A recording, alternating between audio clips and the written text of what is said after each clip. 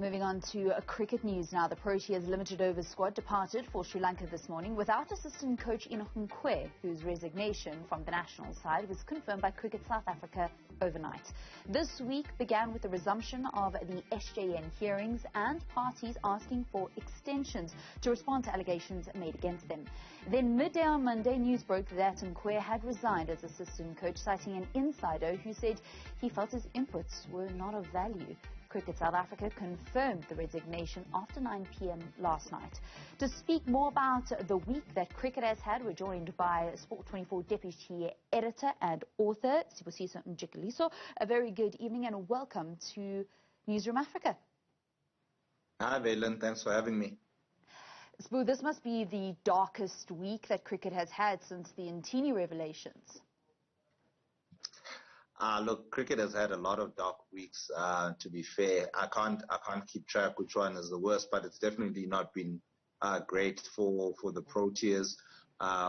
It's not been good for the organization, but they opened this process up, and they definitely have to get some level of credit for putting themselves and some of their own employees under this much scrutiny. When they decided to go through with the SJM process, we knew that stuff of a hard nature would come to light, and indeed it has. You know, we didn't anticipate that further to that, someone like Enoch Nkwe would feel disenfranchised and disillusioned with being part of the team's management complement and resign 2 months before the T20 World Cup is meant to be played in the UAE and Oman. So, yeah, it's all happening. Was it a sinister move on Nkwe's part to drop this bombshell on the eve of the Sri Lanka tour and with the T20 World Cup so close? No, definitely not a sinister move by any stretch of imagination. It must have taken a lot for him to make this decision. And you must remember that jobs in South Africa, cricketing head coach jobs, are so scarce. There were 6 franchises before. Those were fortunately split to about 7 and 8 between the Premier and the lower division domestically. So they are very, very scarce, and most of them have been filled.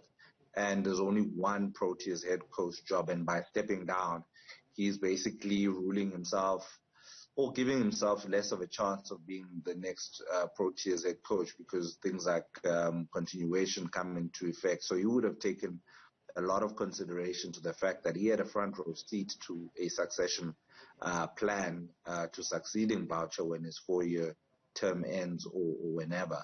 And for him to take this decision wouldn't have been an easy one. So it's definitely for his own personal well-being. And if he felt strongly enough to resign, that is an indictment on the management setup. If someone like Enoch can step down, and him being one of the finest coaches we have in this country. It did say quite a bit about the man that he was in a head coach position, and then when Boucher was named as the new coach of the Proteas, he became Boucher's assistant, and he bought into that plan. That's what he told us, and he went along with that structure for quite a while. What do you think was the turning point for him? Well, I can't say for sure. Look, it's also something that we are investigating at Sport24 as to the reasons behind Nkwe's resignation, the real reasons. You know, obviously you're going to get the statement from the organization, and you're going to get the sanitized version. But, you know, we would like to know, I think it is of public interest that the public knew exactly why Enoch Nkwe felt so strongly that he stepped down from this position. I mean, it could stem from anything. It could be like some reports have mentioned. It could be because he's undermined in the decision making. It could be the head coach being involved in racism accusations from the SJN. It could be split opinion on how the team has taken on the show of force, the kneeling, and how some of them kneeled or not kneeled, there are cracks in this dressing room, and they are visible. And Enoch is the first to sort of make the bold call and say, look, I would rather be outside of this for his own reasons than be in it. A very, very bold call. And that's not to say it is those reasons, but I'm speculating because of everything that's been happening, which is no small matter. There are all of these things play into your mind. If you're someone like Enoch, do you want to be associated in the coaching staff with someone who has been racially implicated? Or implicated as having racially abused another teammate in the past. Do you want to be part of that? It's something that you really, really have to think of, because then it will also then speak on you as to what did you do when these allegations came up? Did you take a stand? And these things are personal.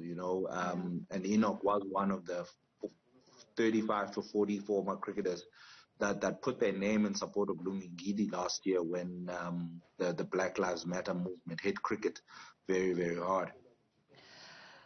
Sbu, he is a man of moral integrity, but he also has a brilliant cricketing mind, and we've got a World Cup coming up. You've mentioned that there are cracks in the dressing room. There's going to be a real impact on the field. Yeah, no, certainly. Before he was even assistant coach, he was given the team director role on an interim basis. That wasn't for naught. He was the inaugural Mzansi Super League winner with Josie Stars. He had 10 years coaching experience, coaching in Europe in foreign conditions. A brave decision. He's more than qualified in terms of his personal qualifications to coach in cricket, and he's recognized as one of the game's thinkers. So it's a huge loss for a team that is also struggling a bit. Before the West Indies and Ireland tours, I think the only series that they had won in the last year was Sri Lanka at home, the 2-0 series at home. They were beaten in Pakistan in the Test series, and in the T20s they were beaten at home in the T20s and the ODIs, if I remember correctly.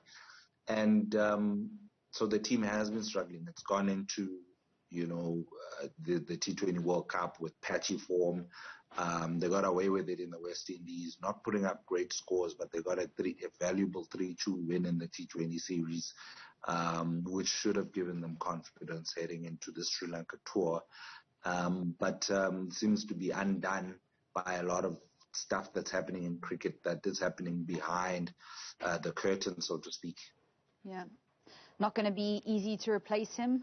That's for sure. But the scramble for the new assistant coach of the Proteas continues, as well as the real reasons behind the resignation of a former assistant coach, Enoch Nkwe. Thank you so much for chatting to us. That is the Sport24 Deputy Editor and author, Sibusiso Mjkeliso, here on Newzroom Afrika.